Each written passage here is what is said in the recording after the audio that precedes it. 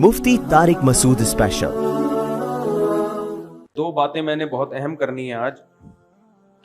एक तो KPK के एक बहुत बड़े आलिम हजरत मौलाना शेख इदरीस साहब, हजरत मौलाना शेख इदरीस साहब जो शेखुल हदीस भी थे, मुझे उनके बारे में पहली मरतबा उस वक्त पता चला जब मैं जापान के ट्रिप पे गया था। तो जिन्होंने मुझे बुलाया इरशाद भाई हैं, वो पहले शेख इदरीस साहब को भी बुला चुके थे। वहाँ मैंने लोगों से उनकी बड़ी तारीफ सुनी तो मुझे तजस्सुस हुआ भाई ये कौन है KPK के आलिम हैं जिनके इल्म और तक़वा पे लोग इतना नाज करते हैं KPK के लोग। फिर मेरा पेशावर जाना हुआ, गांव देहातों में जाना हुआ, वहाँ भी मैंने उनके बारे में सुना। पता चला जामिअत रशीद में हमारे कुछ टीचर ऐसे हैं जो उनके शागिर्द हैं बराह रास्त, हजरत मौलाना इदरीस साहब के रहिमहुल्लाह ताला। हमारे दिल में भी अकीदत पैदा हुई। इत्तला मिली कि जी उनको शहीद कर दिया गया। शहादत से पहले 15-20 दिन उनके खिलाफ सोशल मीडिया पे बहुत ही गलीज किस्म का प्रोपेगेंडा किया गया। उनका बयान मैंने सुना, बयान तो पश्तो में है लेकिन वो बहुत आसान पश्तो है, वाज़ेह है। उसमें उन्होंने बताया कि मैं हक बयान करूंगा, फिर फौज की तारीफ की, आर्मी चीफ की तारीफ की।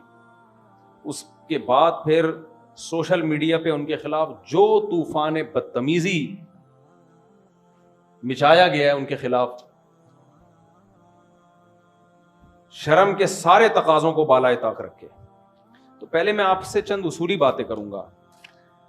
जिन्होंने सोशल मीडिया, जो कातिल हैं वो तो दहशतगर्द हैं, वो तो बाद में आता हूं उन पर मैं। पहले जिन लोगों ने सोशल मीडिया पे उनको परेशान किया, देखो अगर आपको आर्मी चीफ की तारीफ पसंद नहीं है तो आप बोलो कि हम शेखुल हदीस की इस राय से मुत्तफिक नहीं है, बस इतना काफी है। ना किसी की अकीदत में पागल हो जाओ, किसी सियासतदान या किसी चीफ की अकीदत में, ना नफरत में पागल हो जाओ। हमारी कौम में एतदाल खत्म हो गया है। अगर आपको हजरत की मुखालफत करनी थी, जो सोशल मीडिया पे जिन्होंने इनके खिलाफ प्रोपेगेंडा किया ना, 15 दिन जो स्ट्रेस दी उनको, जिस अजाब में डाला है उनको, मैं उन लोगों से मुखातब हूं जिस जहालत का मुजाहरा किया है। अगर आपको उनके बयान से इत्तेफाक नहीं था, आपका ख्याल था आर्मी चीफ की तारीफ नहीं होनी चाहिए थी, ज्यादा से ज्यादा आप भी एक क्लिप रिकॉर्ड करवा देते कि हजरत से हमें बहुत अकीदत है, हजरत के इल्म और तक़वे पर हमें बड़ा नाज है, हजरत की इस बात से हम इख्तलाफ करते हैं। ये ठीक है, इस तरह से रिएक्शन रिकॉर्ड करवाना, अगर आपका ख्याल है कि वो गलती पर थे। लेकिन जो तूफान बदतमीजी उनके खिलाफ सोशल मीडिया पे मिचाया गया है, फैलाया गया है, इससे पता चलता है कि लोग किसी सियासी लीडर की अकीदत में भी एतदाल नहीं है और मुखालफत में भी एतदाल नहीं है। भाई अगर आपको किसी सियासी लीडर से मोहब्बत है, उसके किसी काम की बेस पे, तो आपको उलमा से क्यों मोहब्बत नहीं है? क्या वो उन्होंने जिंदगी में कोई काम नहीं किए? सिर्फ इल्म ही, दीन का इल्म एक ऐसी बुनियादी चीज है, अगर जर्रा बराबर भी ईमान होना तो इंसान को अहले इल्म से मोहब्बत होगी। जो 1-1.5 हफ्ता 15 दिन उनको अजियत दी है ना, जो सोशल मीडिया पे हम भी देख रहे थे, इतना आगे जाने की कोशिश मत करो। किसी सियासी लीडर की मोहब्बत में भी पागल मत हो जाओ और नफरत में भी पागल मत हो जाओ। आजकल लोग नफरत करते हैं, उसमें भी पागल हो जाते हैं और मोहब्बत में भी पागल हो जाते हैं। आप थोड़ा सा सॉफ्ट कॉर्नर रखो। हमारे भी बड़े जब कोई बात करते हैं तो बाज दफा हमें भी उससे थोड़ा सा इश्काल होता है, मर्ज कर देते हैं, हजरत इस बात से हमें क्या है, इख्तिलाफ है। मजमे में भी कह देते हैं हमें इनसे। भाई उलमा की इताअत की जाएगी उस इल्म में जो अल्लाह ने उनको दिया है। सियासत में अगर वो कोई बात करते हैं, आपको उनसी बात से इख्तलाफ है, तो इत्तदाल के साथ आप उस राय को बयान कर दो। मैं नहीं कह रहा आप उनकी बात को 100% दुरुस्त मानो, लेकिन इस बात का भी इम्कान है कि वो सही बोल रहे हो। जरूरी नहीं कि आपकी राय सही हो। मैं तो इसको फर्ज कर रहा हूं कि गलत भी अगर उन्होंने बोला बिल फर्ज, तो आपको अगर इनसे इख्तलाफ है किसी भी, और ये आइंदा भी हो सकता है। देखो आपके वालिद जब ये JUI और PTI के फड्डे चल रहे थे ना, इमरान खान की हुकूमत थी, JUI वाले बहुत ज्यादा इमरान खान के खिलाफ थे, यहूदी एजेंट, और वो लोग इनके खिलाफ वो डीजल की एक रट लगाई भी थी। तो मैं उस वक्त भी ये बात कहता था कि किसी सियासी लीडर की अकीदत में भी पागल होने की कोशिश ना करो, नफरत में भी पागल होने की कोशिश मत ना करो। एक ही घर में मियां बीवी में तलाकें हुई हैं, बीवी PTI की है और शौहर JUI का है, या बेगम उसको सपोर्ट, दोस्तों में लड़ाइयां हुई हैं। छोड़ो, मैंने कहा ये कल आपस में मिलके बैठे हुए होंगे अपने सियासी मफाद में, आज बैठे हुए कि नहीं बैठे हुए? आज मौलाना फजल रहमान मानते हैं जी पीटीआई से दोस्तियां बढ़ाने की कोशिश कर रहे हैं। मैंने उस वक्त ये बात कही थी, आप राय रखो, पीटीआई के सपोर्टर भी बन सकते हो, जेयूआई के सपोर्टर भी बन सकते हो, जो आपको अच्छा लगे आप उसको सपोर्ट करो, आपस में नफरतें पैदा मत करो। इतना आगे पूरी दुनिया में होता है, कुछ हुकूमत में होते हैं, कुछ अपोजिशन में होते हैं, जहां भी जमहूरियत होगी इख्तलाफात लाजमी होंगे, लेकिन लिमिट क्रॉस करने की कोशिश ना करें। अभी लोग पागल हो हुए हैं, नफ्सियाती हुए हुए हैं, अकीदत में भी अंधे हुए हुए हैं और नफरत में भी अंधे हुए हुए हैं। ना दुनिया में कोई इतना नेक है जितना आप समझ रहे हो, ये ज़हन में रखना। किसी सियासी लीडर को अगर आप बहुत ज्यादा नेक समझ रहे हो, थोड़ा सा कम कर लो। कुछ अपनी भी गलतियां होती हैं जिसकी वजह से इंसान सजाएं भुगतता है। सारे मजलूम नहीं होते, कुछ अपनी भी कोताहियां होती हैं। और जिससे आपको नफरत है उससे थोड़ी सी नफरत कम कर लो। इतना बुरा नहीं है जितना आप उसको समझ रहे हो। मैं शुरू से यह बयान देता आ रहा हूं। हमारे जामिया रशीद में एट अ टाइम तलबा में जेयूआई के भी थे, पीटीआई के भी थे, मुस्लिम लीग के भी थे। उनमें भी जब कोई ज्यादा एग्रेसिव होते थे, हम ये कहते थे भाई तहम्मुल पैदा करो यार, एक क्लास में रहते हो आप लोग। जामिया रशीद ने इजाजत दी थी, जो जिस सियासी तंजीम में हो, हमें सबको इजाजत है, जिसको चाहे वोट देना, यहाँ पढ़ने के लिए आए हो, पढ़ाई को फोकस करो यहाँ पे। तो ये हमेशा से सियासी इख्तलाफात होते रहे। तो हजरत ने एक बयान दे दिया आर्मी चीफ की तारीफ में। अब जिनको फौज से आजकल नफरत चल रही है, कल फौज से इनको मोहब्बत भी थी कि नहीं थी। एक साहब ने मुझे कहा कि इसी फौज ने बांग्लादेश तोड़ा है, इसी फौज ने ये किया, इसी फौज ने ये किया। मैंने कहा तोड़ा होगा, बांग्लादेश भी सब कुछ किया होगा, लेकिन जब इमरान खान की हुकूमत थी उस वक्त आपने ये इल्जाम फौज पे क्यों नहीं लगाया? वो पीटीआई के थे, मुझे उनसे इख्तलाफ नहीं है, सपोर्टर होंगे, ठीक है, अच्छी बात है, आप जिसको चाहो सपोर्ट करो। लेकिन मैंने कहा ये जो इल्जाम आप लगा रहे हो कि बांग्लादेश फौज ने तोड़ा है, बलूचिस्तान में हालात खराब करने की जिम्मेदार फौज है, मैंने कहा जब इमरान खान की हुकूमत थी उस वक्त आपने ये इल्जामात फौज पे क्यों नहीं लगाए? उस वक्त आपके पास आपका मुताला कम था, अब आपने स्टडी की है, या उस वक्त फौज से आपके मफादात थे? तो ये इनमें से कोई जुर्म फौज ने नहीं किया। जहां फौज ने इमरान खान को हटाया तो आपने ये सारे इल्जामात अब फौज पे लगाए हैं जाके। या तो आपने रिसर्च अभी की है, तो पहले क्यों नहीं की रिसर्च? मैं ना फौज की हिमायत कर रहा हूं ना मुखालफत कर रहा हूं, मैं तो ये कह रहा हूं कि हमारी जो आजकल जो हमारी कौम की जो स्टेटमेंट है ना, उसके पीछे या तो किसी की मोहब्बत होती है या किसी की नफरत होती है, वो रिसर्च नहीं होती। जिसने रिसर्च के बाद की है वो कहे बात, लेकिन मेजॉरिटी के बाद रिसर्च नहीं होती। अकीदत में अंधे या नफरत में अंधे, ये चल रहा है मार्केट में। तो ये जो सियासी लीडर है ना, कल फौज का इनके साथ मफाद हुआ तो ये हीरो बना देंगे फौज को, फौज इनको हीरो बना देगी, और ये किसको हीरो बना देंगे? फौज को हीरो बना देंगे। तो मैं और आप क्यों लड़े भाई? मैं और आप क्यों नफरतें पैदा करें? और उलमा की मुखालफत, उलमा के खिलाफ जबान दराजियां।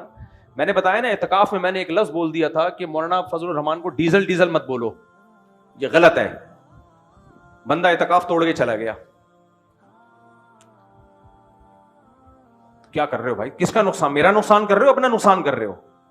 वो पीटीआई के थे, उस दौर की बात है जब ये नफरतें उरूज पे थी, इत्तकाफ तोड़ के चला गया। मैं तो इस मौलवी को मानता ही नहीं। तो यही हमने इमरान खान की तारीफ में 2 लफ्ज बोल दिए थे। तो आप देख, जब इमरान खान ने यूनाइटेड नेशन में जाके तकरीर की और सपोर्ट किया कश्मीर को और कादियानियों के खिलाफ कुछ कानून साजी की कोशिश की, मैंने 2 लफ्ज बोले थे। तो जो गालियां हमें पड़ी थी, जो हमारे पुराने पुराने लिसनर वो अनसब्सक्राइब करके भाग गए। तो तुम्हारा ज़र्फ जब इतना छोटा है तो तुम दुनिया में किसी से भी कुछ नहीं सीख सकते। समझ में आ रही है बात? किसी से कुछ नहीं सीख सकते तुम, बहुत छोटा ज़र्फ है यार। थोड़ा ज़र्फ क्या कर लो, बड़ा कर लो ज़र्फ थोड़ा सा। आप कह सकते थे मुफ्ती साहब की राय से हमें इख्तिलाफ है, हम बाकी बयान सुनेंगे, सियासी राय नहीं मानते, ये कह देते, कोई बड़ा मसला नहीं। इतनी नफरत के यार 2 लफ्ज तुमसे बर्दाश्त नहीं हो रहे, ना उनसे हो रहे थे ना इनसे हो रहे थे। मेरे भाई इतना लिमिट को क्रॉस करने की कोशिश ना करो। यही हशर किया इतने बड़े बुजुर्ग, ना उनकी दाढ़ी का ख्याल किया, जो सोशल मीडिया पे जिन्होंने उनके खिलाफ प्रोपेगेंडा किया, मैं उनकी बात कर रहा हूं। उन्होंने 2 लफ्ज बोल दिया आर्मी चीफ की तारीफ में, फौज की तारीफ में, तो क्या उनके खिलाफ पहले सोशल मीडिया पे जहरीला, जो जाहिलों ने जो कुछ किया उनके साथ, फिर उसके बाद जो दहशतगर्दों ने उनको शहीद किया है, वो तो इनफ हो गया। और ये शहीद क्यों किया? उनकी शहादत से एक चीज समझो। अक्सर लोग जब कोई फौज की तारीफ करता है ना, लोग उसको दरबारी सरकारी मौत से डरने वाला कहते हैं। मैंने 1-1.5 महीने पहले बयान दिया था इस वक्त जो फौज की मुखालफत करे उसकी जिंदगी को किसी से खतरा नहीं है। सोशल मीडिया पे मुखालिफिन भरे हुए हैं। इस वक्त जो पाकिस्तान को सपोर्ट करेगा और फौज की हिमायत में, आसिम मुनीर की या आर्मी चीफ की बात नहीं कर रहा, चीफ एक शख्स है, उससे आपको नफरत भी हो सकती है, आपको मोहब्बत भी हो सकती है। आर्मी के चीफ आते जाते रहते हैं, कोई तारीफ करेगा कोई बुराई करेगा, हमेशा से होता रहा है, वो तो हमारी भी एक राय है। लेकिन एज ए इदारा जो फौज की हिमायत करेगा उसकी जिंदगी को खतरा है, और आज आपने अपनी आंखों से देख लिया। बहादुर वो नहीं है जो फौज की मुखालफत कर रहा है, उसे कोई खतरा नहीं है। सोशल मीडिया पे भरे हुए लोग, ज्यादा ज्यादा ये होगा फौजी उठा के सॉफ्टवेयर अपडेट करके छोड़ देंगे उसको। बहुत से लोग मुखालफत कर रहे थे, फौजी ने उठाया सॉफ्टवेयर अपडेट किए, विंडो चेंज की, पुरानी विंडो डली हुई थी, नई विंडो डाली, तो वो तो फिर अब ये बोल रहे हैं इलेक्शन में धांधली बिल्कुल भी नहीं हुई थी। वो इतने अपडेट हो गए कि वो इतने तो यानी बहुत ही अपडेट हो गए ना, वो उनके ऐसे सॉफ्टवेयर अपडेट हुए। ज्यादा से ज्यादा ये करेंगे ना, वो मार के थोड़ी फेंकेंगे। कितने सहाफियों को मार दिया भाई, बहुत से सहाफी हैं बोल रहे हैं फौज के खिलाफ, कुछ भी नहीं हो रहा उनको। इस वक्त जिंदगी को उसके खतरा है जो मजहबी स्कॉलर पाकिस्तान की हिमायत में या फौज की हिमायत में बोलेगा। क्योंकि याद रखो, पाकिस्तान वो ये जो इस्लाम दुश्मन ताकतें हमारे खिलाफ है ना, ये हमारी आर्मी के खिलाफ है। इनको पता है पाकिस्तान बचा हुआ आर्मी की वजह से है, सियासी लीडरों के पास कोई फोर्स थोड़ी है। कबाब में हड्डी, जो मुल्क बचाने में सबसे बड़ी हड्डी कौन है, वो फोर्सेस है हमारी, चाहे वो आर्मी हो, चाहे वो एयरफोर्स हो, चाहे वो नेवी हो। तो इसलिए जो फोर्सेस की मुखालफत करेगा बैनुल अक़वामी ताकतों की आंख का तारा होगा। वो जो हिमायत करेगा उसकी जान को खतरा है। और आज आपने केपीके में देख लिया, शेखुल हदीस मौलाना इदरीस की शहादत के बाद जब उन्होंने खुल के पाकिस्तान और पाकिस्तान की फोर्सेस की हिमायत की है, उनको शहीद कर दिया गया। मैं समझा पा रहा हूं अपनी बात? तो इसलिए इस वक्त जो हिमायत करेगा वो बहादुर है, वो डरता नहीं है। उन्होंने कहा कि मैं डरता नहीं हूं किसी से, और उन्होंने साबित कर दिया कि मैं बहादुर हूं। उनको थ्रेट्स थी, उनको खतरात थे। तो एक पैगाम तो हमें यह मिला, दो पैगाम। पहला, किसी आलिम की राय से, सियासी राय से आप इख्तलाफ करो तो उस आलिम की शान में तौहीन बोलो मत करो। इख्तलाफ करने का आपको हक है, तौहीन करने की अल्लाह ने आपको इजाजत नहीं दी है। बहुत बड़ा जुर्म। उसके अगले की सफेद दाढ़ी का तो ख्याल करो, उसकी उम्र का तो ख्याल करो। दूसरा, इस वक्त जो फोर्सेस की हिमायत करेगा बहादुर वो है, क्योंकि अवाम से भी गालियां पड़ रही हैं और जिंदगियों को भी खतरा है। मुखालफत करो, सब कहेंगे सलूट करेंगे, सलाम करेंगे, बहादुरी का खिताब देंगे आपको। और ये आपने अपनी आंखों से देख लिया। तीसरी चीज, कराची में कितने उलमा शहीद हुए। हजरत मौलाना असम चगूरी शहीद रहमतुल्लाह अलैह, मौलाना यूसुफ हिजानवी शहीद हुए। एक सिलसिला चला था कराची में उलमा की शहादतों का। मुफ्ती निजामुद्दीन शहीद हुए।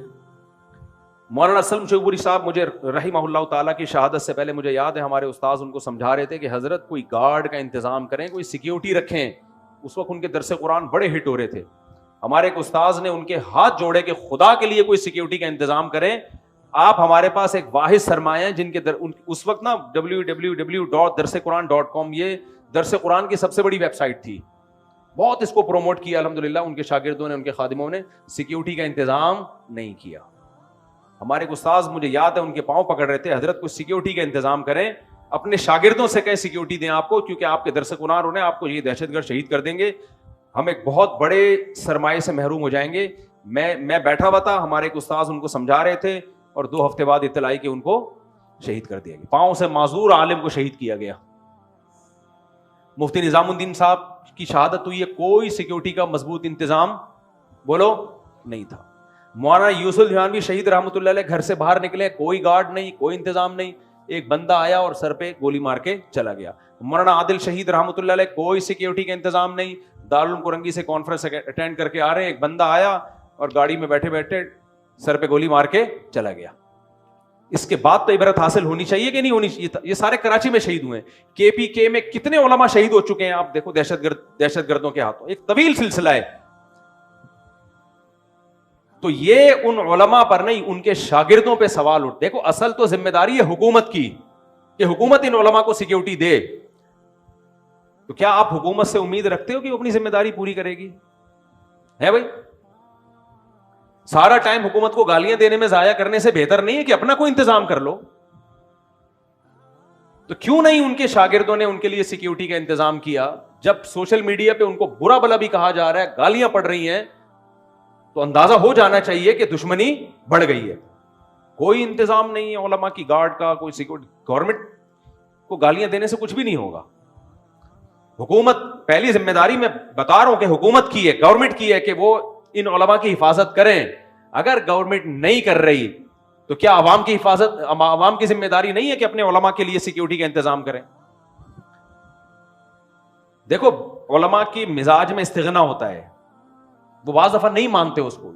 अवाम की जिम्मेदारी है, उनके मुरीदों की, उनके शागिर्दों की जिम्मेदारी है, बोले आपके गार्ड होंगे, आप चाहो या नहीं चाहो। आपका बाप जब बीमार होता है, डॉक्टर कहता है कि इनको ये दवा खिलानी है वरना इनका ब्लड प्रेशर शूट कर जाएगा, ब्रेन हेमरेज हो जाएगा। अब्बा दवा नहीं खा रहे हो, आप गन पॉइंट पे खिलाओगे उनको। अगर आपको अब्बा से मोहब्बत होगी, अगर आपको अब्बा से मोहब्बत होगी, आपको अपने बच्चे से मोहब्बत होती है, वो टीका नहीं लगवाने दे रहा, आप जबरदस्ती उसके कूले में टीके घुसेड़ते हो, क्योंकि आपको बच्चे से क्या है, मोहब्बत। वहां आप ये नहीं कहते मैं अल्लाह पे तवक्कुल करूंगा, बीमारी भी अल्लाह के हाथ में, शिफा भी किसके हाथ में, अल्लाह के हाथ। छोड़ो, क्या बच्चे को टीके से तकलीफ हो रही, नहीं लगाऊंगा डॉक्टर साहब, कोई बात नहीं, नमूनिया है, टाइफाइड है, कोई बात नहीं, मैं किस पे तवक्कुल करूंगा, अल्लाह पे। अल्लाह जब जिंदगी देता है तो अल्लाह देता है, मौत देता है तो अल्लाह देता है। जितने दिन बच्चे ने जिंदा रहना रहेगा, मरना होगा, मर जाएगा। वहां तो ये बात नहीं करते। अपने बुजुर्गों की जब बात आती है सिक्योरिटी की, ओ भाई अल्लाह वालों को तो अल्लाह पे तवक्कुल होता है। जो रात कब्र में गुजरनी है वो जमीन पे नहीं गुजर सकती, जो जमीन में गुजरनी है वो कब्र पे नहीं गुजर, ये बातें करके सिक्योरिटी की ऐसी की तैसी। आधा कुरान लेते हो, आधा नहीं लेते। यकीनन जो रात कब्र में गुजरनी है वो गुजरेगी, ये भी अल्लाह ने हमें बताया। लेकिन ये भी अल्लाह ने हमें बताया, या अय्युहल्लज़ीना आमनू खुदू हिज़्रकुम, ऐ ईमान वालो अपने बचाव की तदबीरें इख्तियार करो, दुश्मन से बचाव की तदबीरें इख्तियार करो। ये भी किसका हुक्म है? अल्लाह का हुक्म है। तो इसलिए केपीके में तो है ही नहीं उलमा की कोई सिक्योरिटी नहीं। उसको ऐसा बुरा समझते हैं बहुत से लोग, कहते हैं तवक्कुल के खिलाफ है। इसलिए मेरे भाई दुश्मन बढ़ते जा रहे हैं। मेरा तो ख्याल था कि हजरत की सिक्योरिटी होगी बहुत सख्त, ये तो हमें बाद में पता चला कि कोई सिक्योरिटी नहीं थी। तो जो उलमा बच गए हैं, केपीके वालों से हम हाथ जोड़ते हैं, खुदा के लिए उनकी सिक्योरिटी का आप खुद इंतजाम करो। उलमा नहीं करते, आप अवाम करें उनके लिए, गार्ड रखे, तनख्वाह दे उनको, ऐसी गाड़ियां दे उनको, चंदा करके दो, भले हदिया करके दो, ऐसी गाड़ियां दो जिसमें गार्ड बैठ के उनके साथ जा सकें। हजरत मुफ्ती तकी उस्मानी साहब पे पहले एक अटैक हुआ, अल्लाह ने बाल बाल बचाया उनको। उसके बाद उनके मुरीदों ने बुलेट प्रूफ गाड़ी का उनके लिए इंतजाम किया। हादसे के बाद इंतजाम कर रहे हो भाई, इंतजाम हादसे से पहले होना चाहिए। तो अल्लाह ने बचा लिया, अल्लाह उनको और लंबी जिंदगी दी, उसके बाद बुलेट प्रूफ गाड़ी का इंतजाम हुआ उनके लिए। तो इसलिए चाहे पंजाब के उलमा हो, केपीके के उलमा हो, सिंध के हो, बलूचिस्तान के हो, इनको सिक्योरिटी देना पहले तो हुकूमत की जिम्मेदारी है। हुकूमत ये जिम्मेदारी पूरी नहीं करती तो हुकूमत पे जिंदगियों को भेंट नहीं चढ़ाया जाएगा। अवाम की जिम्मेदारी, उनके शागिर्दों की जिम्मेदारी है। बजाय इसके कि गार्ड दें, उल्टा एतराज कर रहे होते हैं, ये तो गार्ड लेके घूमते हैं, इनको तो अल्लाह पे तवक्कुल ही नहीं है। देखो, मौत आनी होगी, गार्ड के साथ भी आएगी, लेकिन हम असबाब के मुकल्लफ हैं। हमें अल्लाह ने हुक्म दिया है। नबी सल्लल्लाहु अलैहि वसल्लम से एक सहाबी ने आके पूछा, या रसूल अल्लाह, मैं ऊंट के पांव में रस्सी बांधूं हिफाजत के लिए या अल्लाह पे तवक्कुल करके छोड़ दूं उसको? नबी ने फरमाया, शुद्दा इक़ालहु व तवक्कल अलल्लाह, पहले रस्सी बांधो, उसके बाद अल्लाह पे तवक्कुल करो। तो उलमा की हिफाजत के लिए पहले गार्ड का इंतजाम करें, उसके बाद अल्लाह पे तवक्कुल करें। तो अभी कोई इंतजाम नहीं है, तो इसलिए ये बहुत बड़ा अलमिया है, बहुत बड़ा सवाल है। ये इंतजाम होना चाहिए उलमा के लिए। अल्लाह ताला हजरत शेखुल हदीस मौलाना इदरीस रहिमहुल्लाह ताला की शहादत अल्लाह कबूल फरमाए। जाने वाला तो चला गया और उनके तो अमाल भी अच्छे थे, हुलिया भी शरीयत के मुताबिक। केपीके में मैं जब केपीके गया, उनके बारे में मालूमात ली, जब जिंदा थे वो, तो जितने उलमा से मैं मिला सब उनकी तारीफ कर रहे हैं, कोई बिल वास्ता, कोई बिला वास्ता उनका शागिर्द। जैसे मुफ्ती हसन जान थे ना रहिमहुल्लाह ताला, जितने उलमा है सब के सब उनके शागिर्द हैं। ये हजरत मुफ्ती हसन जान के दामाद थे हजरत मौलाना नदीम, वो भी शहीद हुए, ये भी शहीद हुए। उनकी भी हिफाजत को कोई इंतजाम नहीं और मौलाना इदरीस की हिफाजत का भी कोई इंतजाम। तो ये तो गलत बात है ना। हुकूमत को बुरा भला कहते रहेंगे तो हुकूमत को कहने से क्या आपकी हिफाजत थोड़ी हो जाएगी? हुकूमत की सेहत पे याद रखो कोई असर नहीं पड़ता। जब गवर्नमेंट को बुरा भला कहते हैं, हंसते हैं, बोलते हैं इनको देखो, हुकूमत पे कोई असर नहीं पड़ता भाई, उनका थोड़ी कोई नुकसान हुआ। कोई आलिम शहीद हो जाए तो उनका क्या नुकसान हुआ, इससे कुछ भी नहीं होता उनका। और शहीद भी मुल्क की मोहब्बत में, मुल्क के फेवर में बात की थी। इसमें तो हुकूमत की डबल जिम्मेदारी बनती थी कि आपके मुल्क के लिए उन्होंने बात की है, फोर्सेस के लिए उन्होंने बात की है, जो कोई नहीं कर रहा, हिम्मत की है, तो आपको तो ऑटोमेटिकली उनको सिक्योर करना चाहिए। तो हुकूमत नहीं कर रही, अवाम भी नहीं कर रही, तो हम तो फिर दोनों ही बराबर